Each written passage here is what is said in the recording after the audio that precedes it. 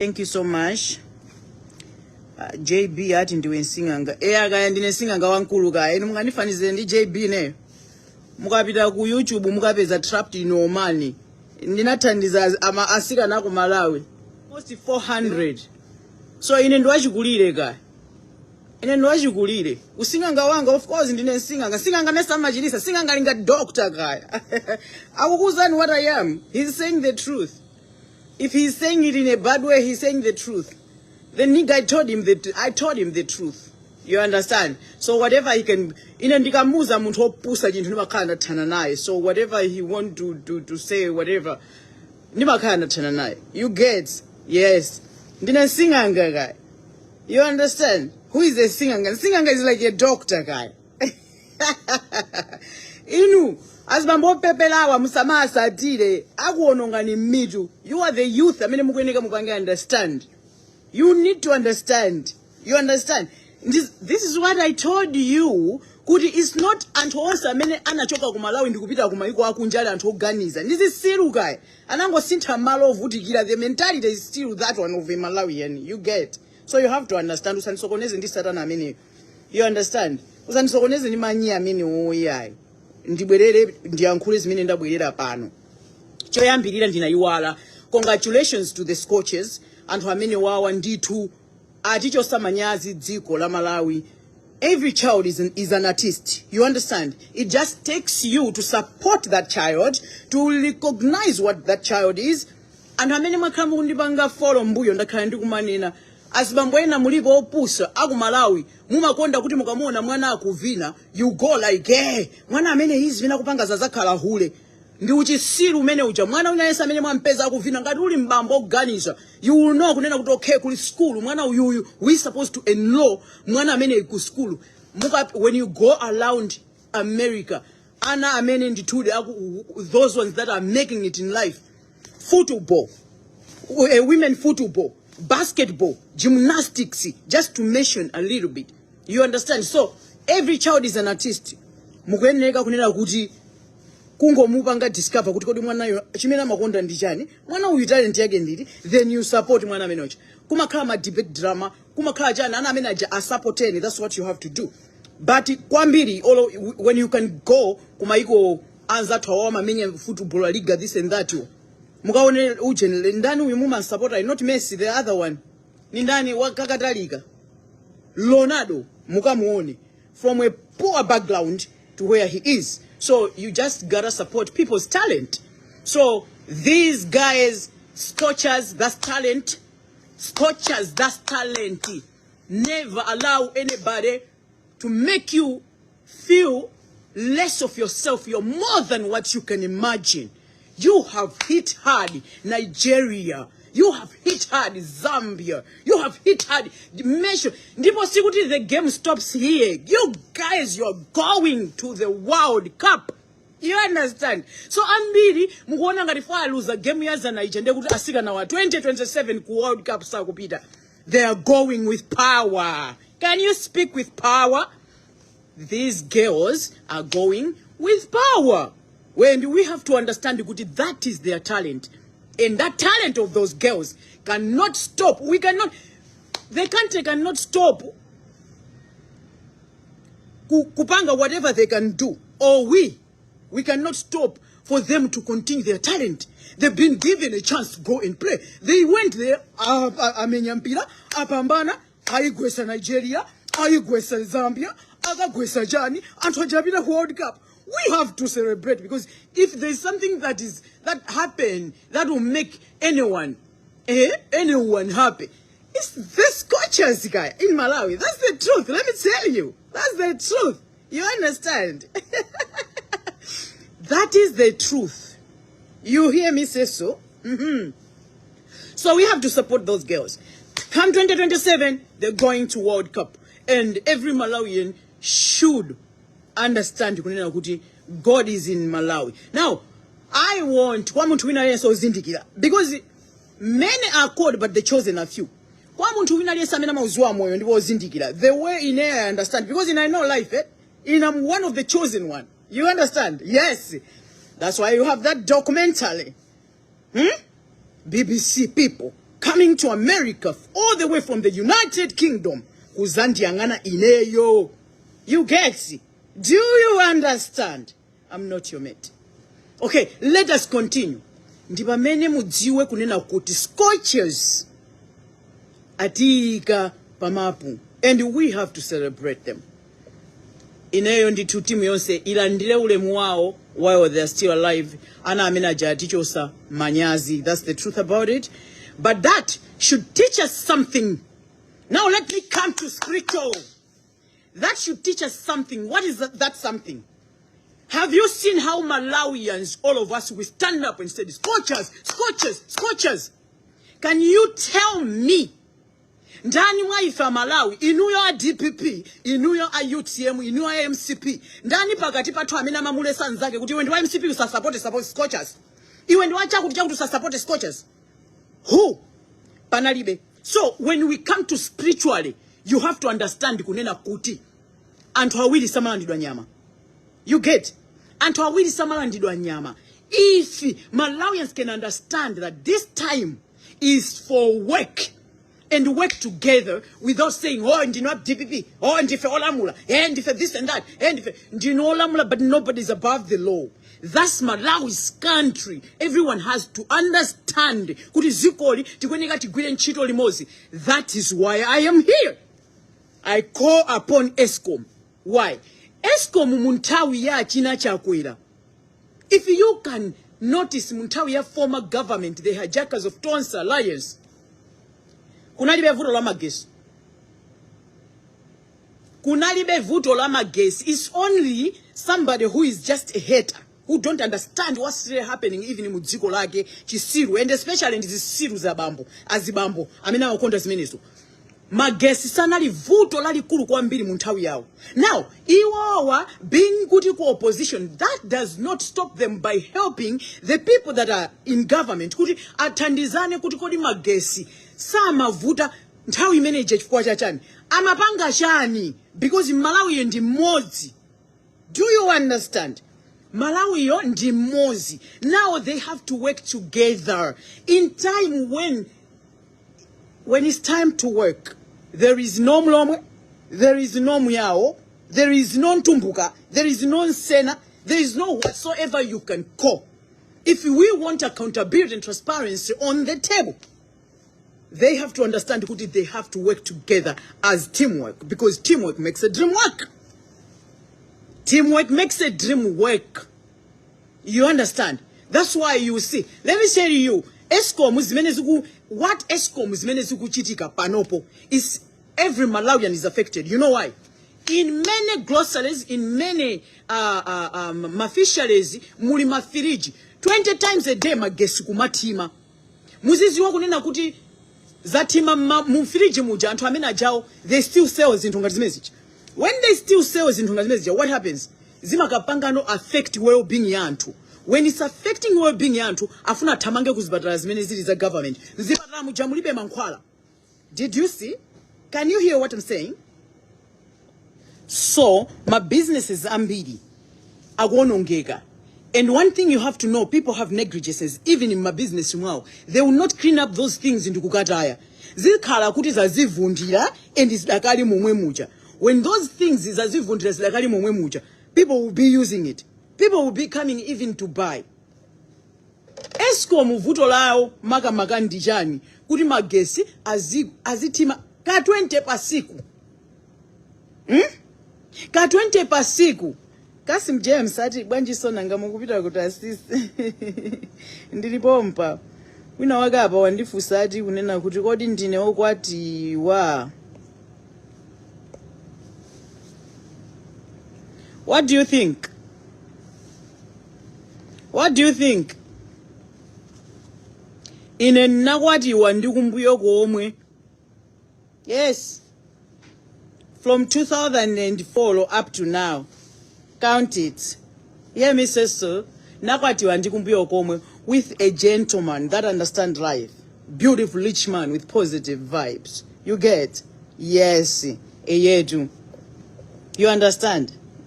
Nakwati wana ndi melanini ku melanini. You hear me say so? Yes. inu nanu inu andani inu Eugene Oscar tatien timseka Jesus. Even Jesus want people that help themselves.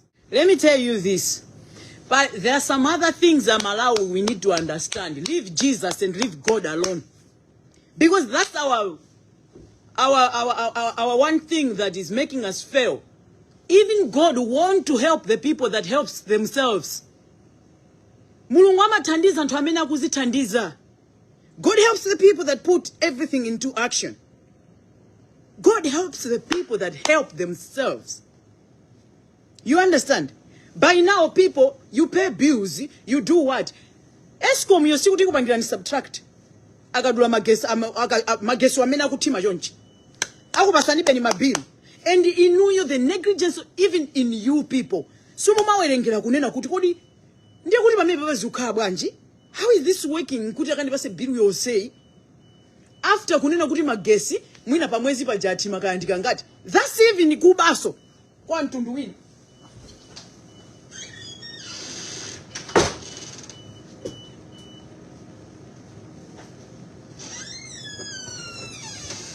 That is even kubaso kumene koko kwa mtundu wina.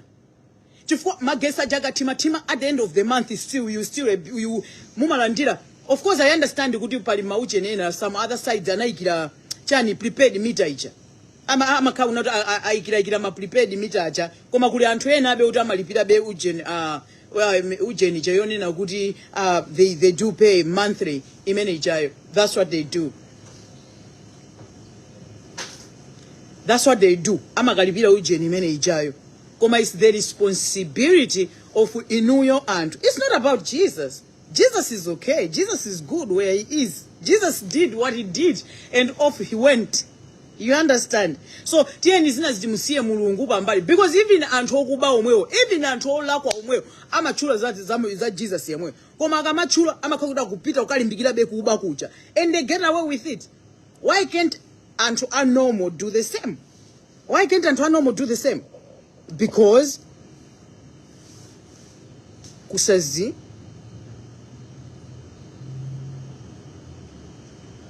koma ya monetization ija inatera rupa njira. What monetization you talking about? Because I remember if I talked about monetization, I was telling you about the Malawians that are lying to you people that they are making money here on media. And I told you, you should ask them. They have to give you the bank statement that shows their name. If you're talking about monetization, Brown ati sindi maziwa kuti mumalalata choncho. Kulalata ndi chani? Sanena ni chimene ndalalata ine nchani? Chifukwa ine ndikulongosola kulalata ndi chani? Osandika maunka mwanga ine. Kulalata ndi chani? I'm talking here. Mukati kulalata ndi chani? I'm talking with power for you to understand. Zimene ndikuyankhula. Kulalata ndi chani? Kulalata ndi chisiliwe, galiwe, chisiliwe. Manimva hapo nduna zimenezo? Manimva hapo nduna zimenezo? Tona niso nkani zimene mukubweresa. Mukubweresa nkani yona tine ndakamba. I put my facts ndalankhula zimene ziyandathana nazo. Chimene ndayankhula zakumbuyo kuti makhanda thana nazo. Mwamva? Nimakhanda thana nazo msamabwerese. Don't confuse the topic. You people, you Malawians, you have to learn to flow with the topic. Don't bring too much topics here. Bring the topic I'm flowing with. Panopa I'm talking about magesa mena kutima. Amena tapangisa affection yote anthu akhale ndizi matenda chifukwa anthu ama business sikuti ma business aja magesa katima 20 times za all azita akugulitsani beni. Can we flow to that topic? Can we do that topic? That other topic uyo wanduza hapo kuna kuti muti ndani uyo wao othawa nkhondo ku Mozambique yo akunena kuti chani ndine singanga. Sindakuyankha kuti ndine singanga kumene. Because ine ndimachirisa mukabweresa singanga. What does singanga represent? Singanga amakhangadi kuti ndi dokotala. Mukapita kwa singanga you look for mankhwala. Asinganga kati thandize mwalephera ku chipatala. So what he's telling you, he just don't know what he's telling you. But because many of you are thinking capacity, commercial spiritually how you understand things, you are not in the level where I am. As I told you, Kutsi, I am the chosen. So things like that, I can't. You get, I can't reply to something like that because mwina muiye mwinuake so bolemba sana bangi understand what is he talking about. Because kunena kuti singanga is part of in black medicine amakhala muntu ochirisa. Ndiye ine ndine muntu mmozi ochirisa. If you want to understand, when you bring your problem to me, I don't just leave you. I make sure kuti you are going to get help. By fire, by force. Number one evidence that you have is that video ya documentary Trapped in Oman part 2 ku YouTube. When you go, you find it. It's got 1.6 million viewers. Yes. So that you should know and go and watch it. That's why you're gonna understand kuti ni madana ndi anthu ochita zoyipa. Ine ni madana ndi anthu ofuna kuti amphwanyire munthu ufulu. Ine ni madana ndifo chakazi bambo ambiri mwina ngati munabwera pano ndakhala ndi mukanena pano kuti hule ndima kutukwana ni hule munandigonapo ine. Munandivulapo. Because last time I remember only kuvulira mamuna mmoza amene ali mamuna wanga.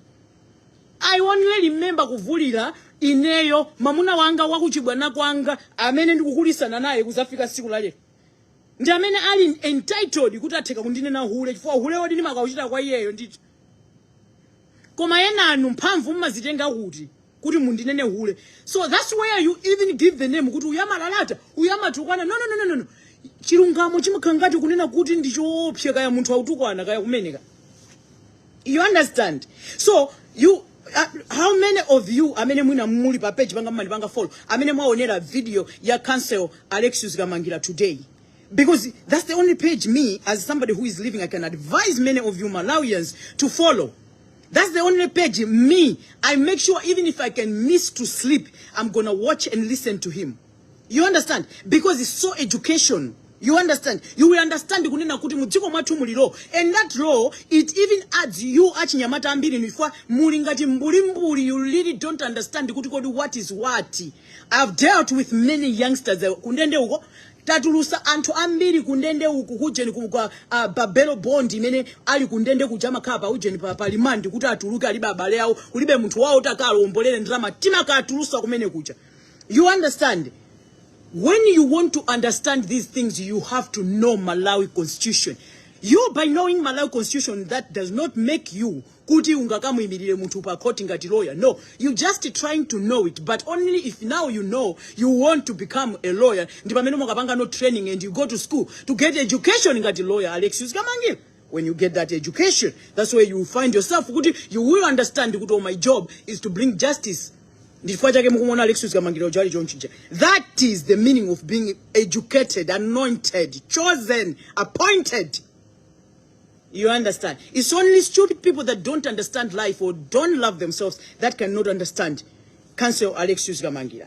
That's what I can tell you. But if you love yourself, you love your children, and you love your fourth generation, that's the page I recommend 24/7/365. If you follow me, you don't follow him. Even if you hate him, just follow him and just listen to what he's saying with sober mindset. You get? That's the only page I can advise you fully 24/7/365. Of course, you understand? Because spiritually, I am so very connected, understanding the work that he's doing. Justice. You hear me say so? So, ngani tikugamba bano ndiyo kuza antu aku Eskom. Koma chifukwa chonena kunena kuti nkhani ukuza anthu aku Eskom si kuchosera anthu amene ali adindo athu kuyambira president ndi cabinet yake yonse. Kunena kuti excuse me. Kunena kuti kodi chikuvuta ndi chani anthu ena adapita aja magesi sankavuta mmene akupangira pano. Excuse me. Because they are alikuchani ku excuse me. Aliku what we call aliku opposition. This should teach us kunena kuti anthu amene aliku opposition sikuli aliku opposition kuti they cannot be accepted ma opinions awo or kufuna kuthandiza kwawo kuti athandize chochitika kodi what can be done to stop kuti magesa samati inu koma 2026 magesa zithibaka 20 kasete pasiku. Endi muli kwambiri oyankhula motudzuka iweyo kuyankhula bwanji uli kudziko la kunja iweyo chimene osatileka bwanji iweyo ukhale chete mukhale chete and you must shut up because you don't know ntchito zimene ndikugwira ulo sumukudziwa antchito amene ndili nawo sumukuziwa chifukwa inuyo ndi anthu amene mmafuna kuti chilichonse muzichibweresa ku public. We don't bring everything ku public. Do you understand? Magesi kutima kwa magesi akutipangaso even affect ifeyo. Amene tili ndi maofesi athu ku dziko la Malawiro. Tikupereka misonkho ku dziko la Malawiro. Do you understand? Tili ndi ntchito amene tikulipira mu dziko limenelo. Ntchito zathu zikukanika kuyenda bwino mu dziko limenelo. So you must shut up when anthu ngati feyo tikamayankhula. You must close your mouth. Ulikunja so kukhala kunja. Ndiye mukaona ngati kukhala kunja. Nthawi imene ndinkapanga nkhani zako Omani 1 year 5 months. Ndinali Malawi. Mupite mukaone documentary ndinali ku Malawi. Mukamayankhula zimezo don't come and put that useless comment on here pano pa page pano.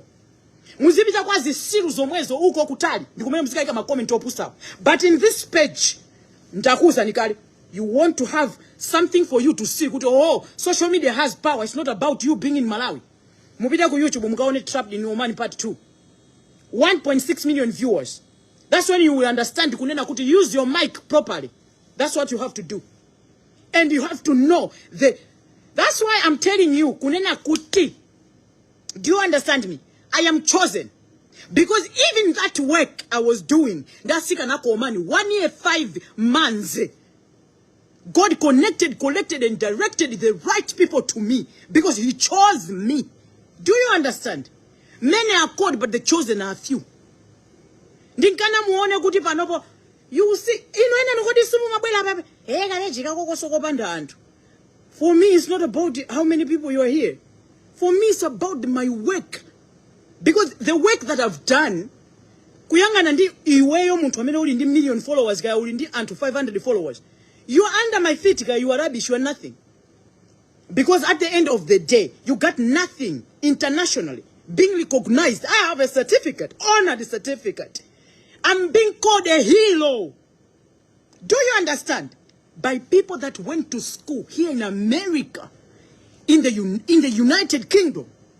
The people that are so educated, holding PhDs in Malawi. That understand, no, it's not about my look. That's where you're missing it. Malawi, let me tell you. God, mumanena kuti, mulungu azabwera ngati mbala. Sumarelo. Yetuka. Ndiye mulungu azabwera so ngati singanga. Mwazi wa singanga osasambacha. Yetuka. So God will come in different ways. You need to pay attention. You need to pay attention mukupanga. You need to pay attention. And because you don't understand how God is going to come in your neighborhood. You don't understand how God is going to make Himself present to you, just to test you, just to see you. Do you understand what's going on? Do you understand? Patrick, my brother, how are you doing? Just reminding me, my brother Patrick. Do you understand my point? So you have to be listening. You have everything that you're doing. Pay attention to what you're doing. Ineyo mine mundu never know. Kulibe. Nobody can break me. Kulibe. Olota kandi 1 million followers or makuti. You cannot break me or to come here kumaseka. Hey, tima follow attack it minute. Find me ku BBC World. When I say BBC World wazakusaki. Then I'm going to respect you. Iweyo do a commendable job as I did with a BBC World. You just don't understand. You know, I think God sees the heart. I think Facebook yonse inakapwetekeka sure nditu because of the things that I have experienced after that documentary. The honor, you know, the respect that I received. You know, I was gonna be sending the videos here for you to just feel the heat. But I'm not that person. Because I was not doing that for Malawians. Whatever I do, I'm not doing it for Malawians. You must understand, I'm doing it for myself, my family, and my 4th generation.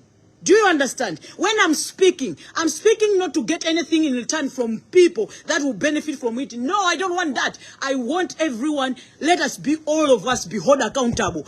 Life should balance. I've been talking about this from day one. When I'm buying bread, that one from the village should also manage to buy bread. That's what I'm being talking about. So my work is not that I'm doing it for Malawians. I'm doing it for God. Because if I say good, I'm doing it for Malawians, comment section, I was going to shut down this page and say, what?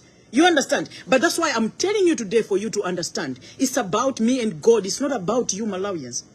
When you stand to understand now that, okay, who is God? You will understand that, I think Ineo, I should also support Alexis Kamangira by standing up and use my mic properly. I think that's why Pidol looks like that crazy and helping the cancer Alexis Kamangira. Because what? Do you know why? Because God is a God of justice. There's no justice in Malawi. That's why we are like this.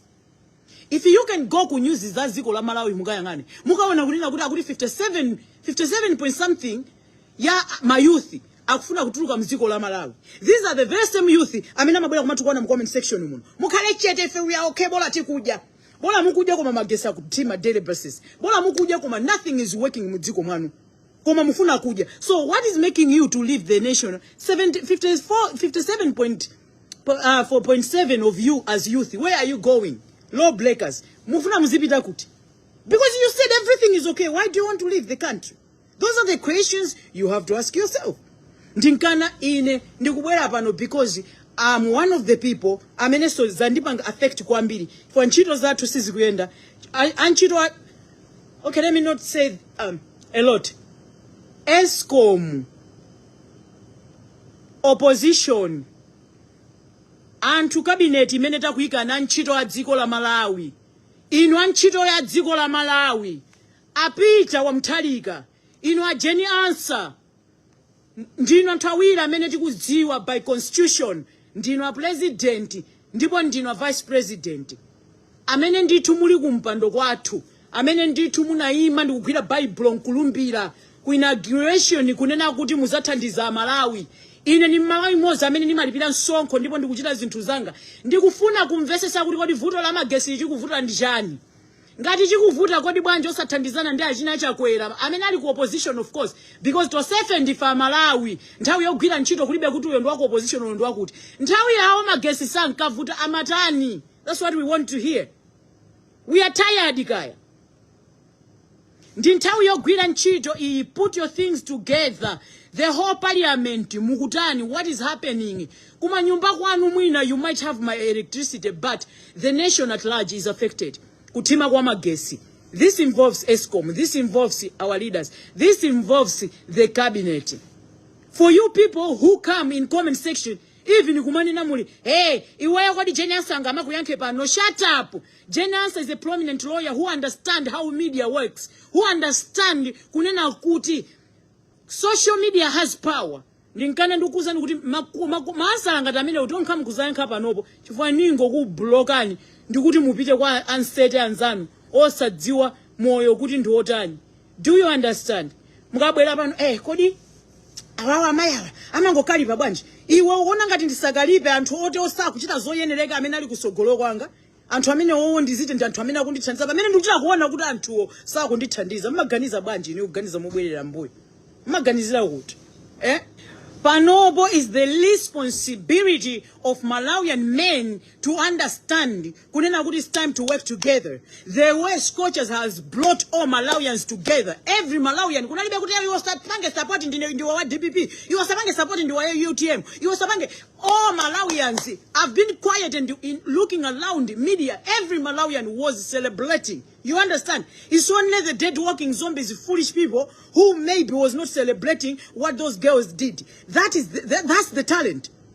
What those girls did that's the talent. Kutakafike pamene paja ndukagwesa Nigeria yosa gweseka, ndukagwesa Zambia, ndi talent imene ili mwayi wacha. And we can't stop that their talent. We cannot stop them if wachonena kunena kuti magesa akutima. We cannot stop them. I cannot hold my child to go and study what he want to study because mwina ndribe drama. I have to find a means. Olo kungongola kumene mwana wangu japita kuma studies. That's a wise parent. Do you understand? So right now it is time for kuyambira apita president amalimbikisa kunena kuti ndithu tikuyenereka ndithu. You know the speech. I don't have to repeat. If I even for Malawi, Peter, you change your mindset. You can't even change your mindset. It's just like a wasting of time. But you have to understand. When you look at Scorchers, you just look at Anthu water. But I'm looking at Scorchers. Spiritually, God is even talking to us.